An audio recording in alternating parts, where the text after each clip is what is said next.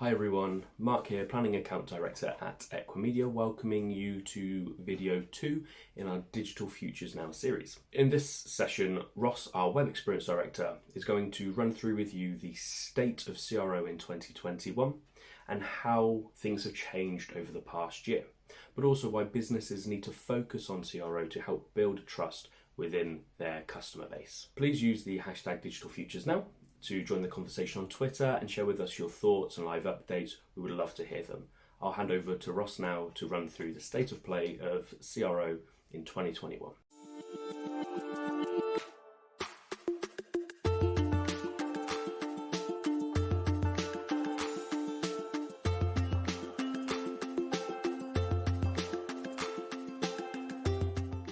Hi there, Ross Britton here, Website Experience Director at Equimedia, and I'm here today to talk to you about the state of CRO in 2021. Now, I'll cover the agenda in a second, but before we get into it, a little bit about the Website Experience team and about myself. So, I've been at Equimedia now for nearly 6 years and currently heading up the Website Experience team, which of course designs websites, develops websites, largely in open source technology. We of course host and manage sites for clients on an ongoing basis. And as part of that service, we also do ongoing UX research, user insight analysis, user journey analysis, and of course, A/B testing and conversion rate optimization. Now, of course, over the past 3 years or so, conversion rate optimization as a field has grown and matured. And with that growing and with that maturity has come lots of new learnings about how to do CRO right and some of the pitfalls to avoid. So what I'll cover off today is hopefully some great insights that you can take away and implement in your CRO activity, in your CRO team. And if we can help out in any way, please, of course, let us know. Okay, so let's get into some of the detail in terms of what we're going to cover off today. Firstly, I'm going to start with the need for CRO. So why is it important that every business, no matter the size, needs to be optimizing their site on a regular basis?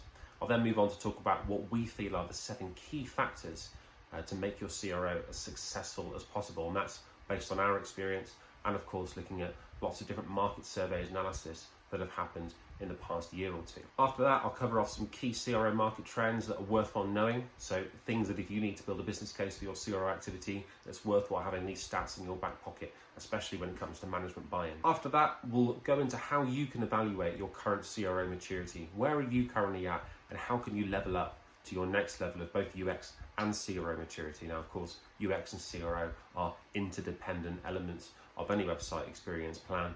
And we'll kind of show you how you can evaluate your maturity and also how to set targets for yourself so you know what you're aiming for in terms of developing your CRO activity over the next 12 months. And then finally, we'll kind of talk you through what we think those CRO first steps need to be and sometimes those next steps that need to be to kick your CRO activity on. So that final section will be really helpful for anybody that wants to start doing CRO, but also for anybody that's currently doing CRO activity and you're looking to level it up.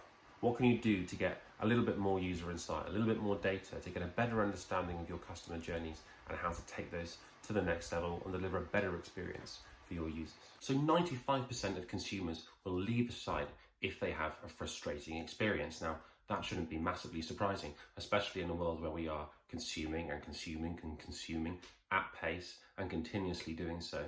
And with Google's shift over to ensuring that things are mobile first, super fast, we know that actually fast page speeds and user frustration is a really important thing we need to be dealing with. And that's why CRO is so important. We always need to be adapting and changing because user behaviors are continuously adapting and changing. So we need to make sure we have that in the back of our minds. So how do we know that users are becoming less patient and more easily frustrated? Well, let's take a fairly high profile example when comparing how the BBC and Yahoo optimized their page speed. So the BBC actually lost 10% of users for every second it took for the page to load. Obviously that's a huge traffic, huge profile site. Now if we compare that to somebody like Yahoo, who reduced their page load times by 0.4 seconds and they increased their traffic by 9%, that's a huge disparity. And it shows you the importance of page load times and how easily frustrated users are these days. You've got to keep things slick and you've got to keep things smooth. And by addressing those key conversion barriers that could include things like page load time, your on-site conversion rates are going to drastically increase. So that's where the boom of CRO really has come from. Gone are the days now where you can leave a website 2 or 3 years, come back to it and redesign and redevelop it. Websites stagnate very quickly now, which means you constantly need to be adapting and evolving, and it's a lot easier than you think it is as well. You have to focus on user behavior, you have to focus on the data, understand your customer journeys, and continuously evolve the site over time. This will allow you not just to increase your conversion rates, but increase your revenues and improve the productivity of the business as well. So moving on now to the 7 key factors for CRO success. So number 1 is arguably one of the most important ones, which is rooting your experimentation in data. That is vitally important. What you need to make sure you're doing is you have rich data, a rich understanding of your customer journeys, and it allows you to come up with ideas on how to improve conversion rate that are based on what your users are telling you. So very much a UX focused way of thinking, and that's again where that UX and CRO overlap comes in. They are interdependent disciplines, and you must be thinking your UX team and your CRO team always need to be talking. So what are users doing? How are they behaving? How are they moving through your site? What are the high traffic, high conversion journeys where if you make just a small percentage tweak, you're going to make a big difference? And then where are your high traffic, low converting journeys where there might be some low hanging fruit? And if you have a rich picture of all of your customer journeys, and that really is one of the hardest bits, then you're going to have a much greater success of improving your on-site conversion. Of course, part of that data collection process is having a holistic tech stack.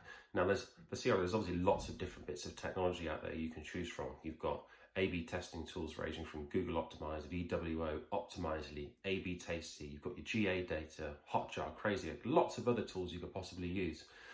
The trick with this really is don't have them too disparate, and certainly don't have the insights in disparate silos and disparate teams, which we're going to come on to in a bit. It needs to give you that rich picture of customer journeys as much as you possibly can, and that will allow you to have much greater success rates. If you take a look at our site, on some of our recent case studies, we really focus on that initial discovery phase of any CRO program, really focusing on that data, and that leads us to having much greater success rates than the market average. The third factor that's key for CRO success is taking a structured approach. Now, 82% of companies in an e-consultancy study from a few years ago now said that they had much greater success when they took a structured approach to CRO. And a structured approach is really important because it means you're rooting your ideas in data. It means your hypotheses are then smart because they're rooted in the data analysis.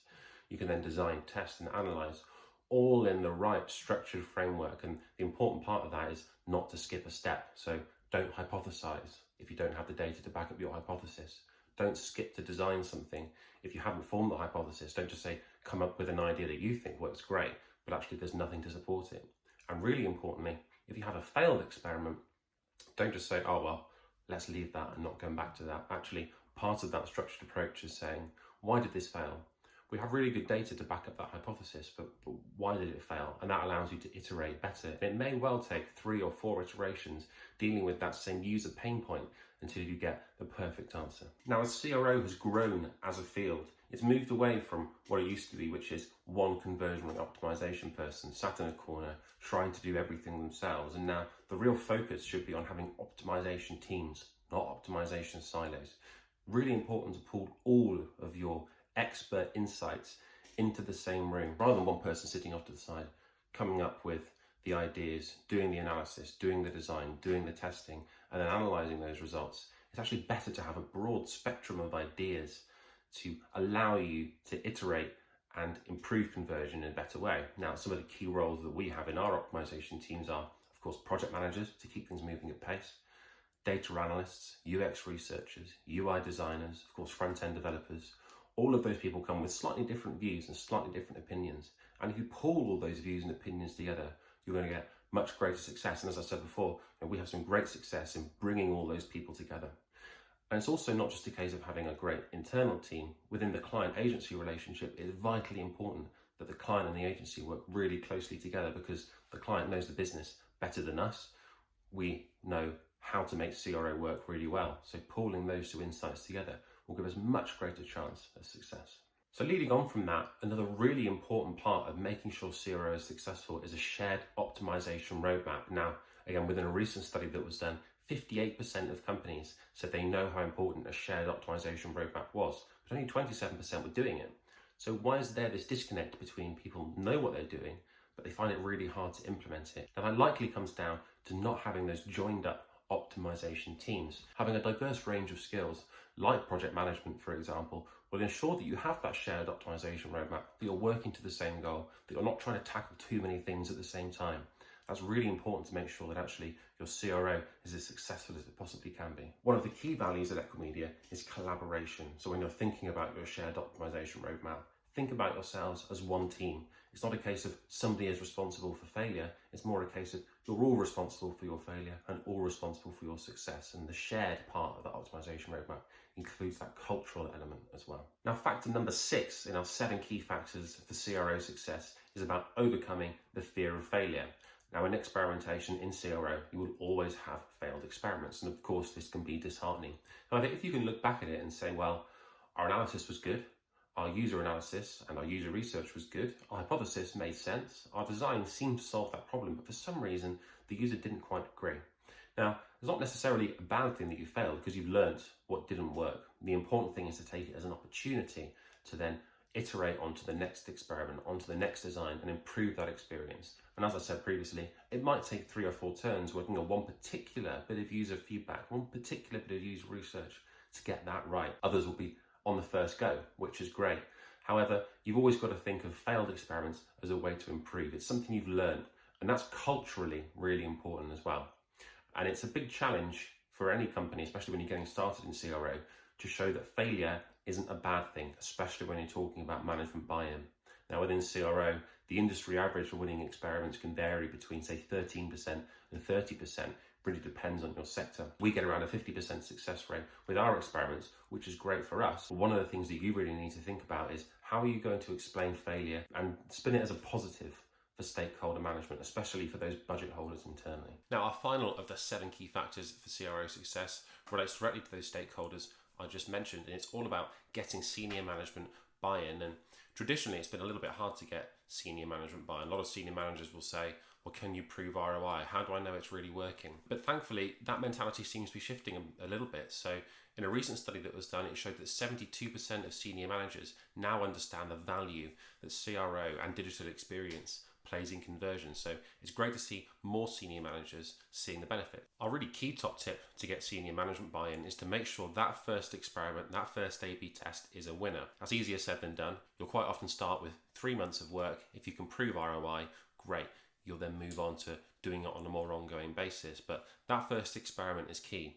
And that's why going right back up the 7 key factors, you need to make sure it's rooted in good data. You've got good processes, you've got good teams. You do all of that base work before you get started, because if you can get a big uplift in that first experiment and you can prove ROI and you can show revenue increases and you can show the incremental benefit month after month after month, well, that's going to be a little bit difficult for senior management to ignore. So now that we know what some of the key factors for CRO success are, it's also worthwhile looking at some key CRO market trends. What have people learned over the past couple of years that are maybe some pitfalls to avoid? Things that you don't want to be doing. Now, interestingly, CXL did a study recently and they surveyed people, the same people that did some CRO in 2019, and they then surveyed them again in 2020. Now, what it showed was their CRO was less impactful than the previous year. Now, why is that? It's a really interesting trend.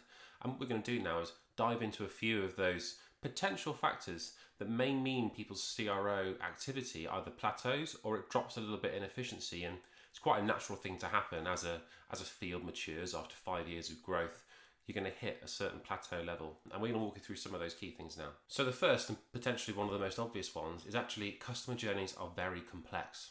Now, if you're a big business, an enterprise level company, you've got lots of legacy technology, you've got different teams using slightly different things, actually connecting all those data points up can be quite difficult. Understanding the full customer journey can be difficult, especially in large financial services companies where you've got lots of different potential routes to quote, to retrieve, user sign-in, all of those kind of things. And of course, getting a truly accurate picture of your customer journeys is the key thing you need to form smart hypotheses. So again, before you get going with CRO, or if you're in the middle of CRO and you're in a little bit of a pinch point, have a look at your customer journeys, really analyze them in detail. Spend that money you're spending on CRO for a few months on really researching and analyzing those customer journeys, and it will help you form better hypotheses and generate better results. In a recent survey of 300 plus companies who were doing CRO activity, only 40% of them said they were doing CRO strategically.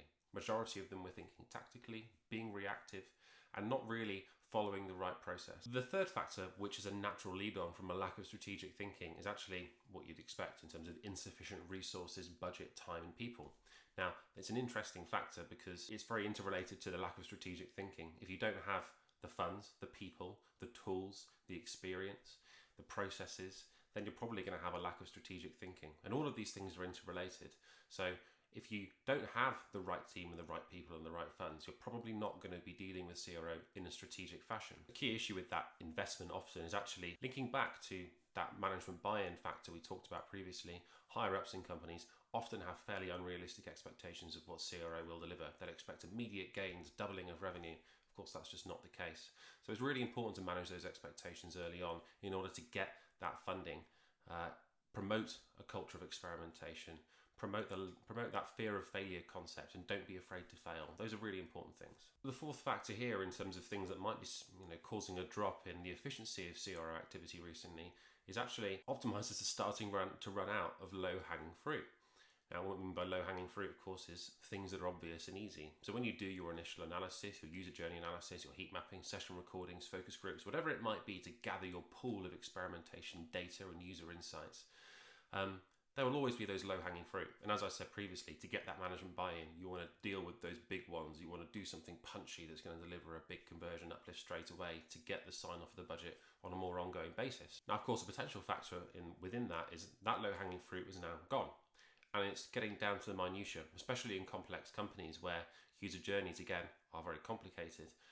You might start to run out of the obvious things to deal with. And when you run out of low-hanging fruit, you start to have less wins.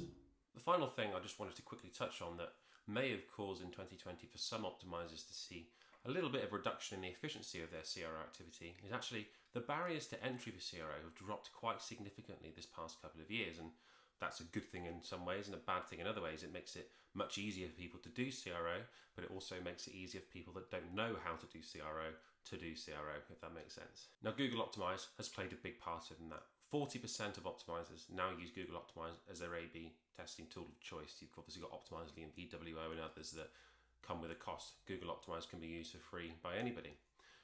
Google Analytics, Hotjar, other tools like that are all pretty cheap and easy to use, and you can actually manipulate the data and connect it quite easily now.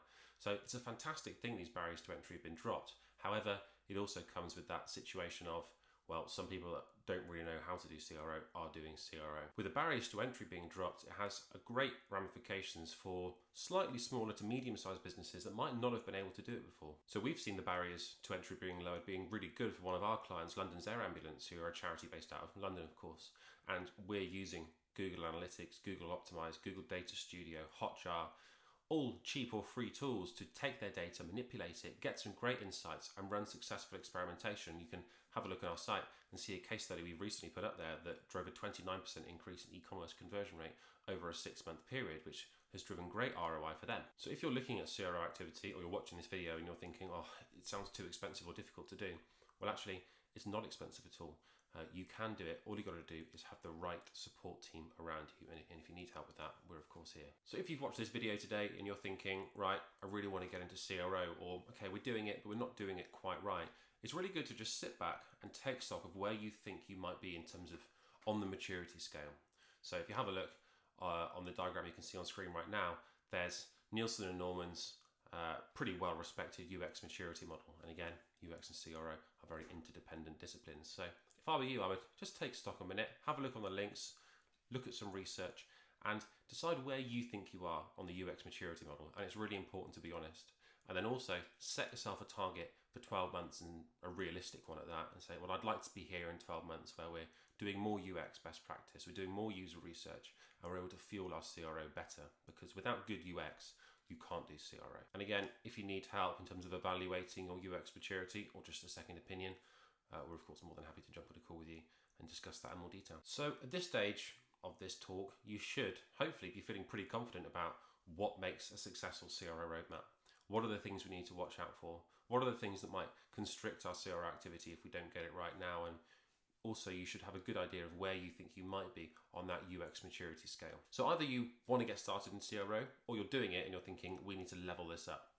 And to be honest, the place to start when you're looking at starting CRO, or even if you're doing it right now, is the process. The process is vitally important to success. As I said earlier, 80+% of companies that take a structured approach see much better results. So I'd really focus on that to start with. And the start of that process is the discovery process. And as I mentioned earlier, discovery in CRO and in UX is vitally important because it forms the foundation of everything you do after. And if that foundation isn't strong, then the likelihood of success later on is greatly diminished. Don't form a hypothesis without the supporting data.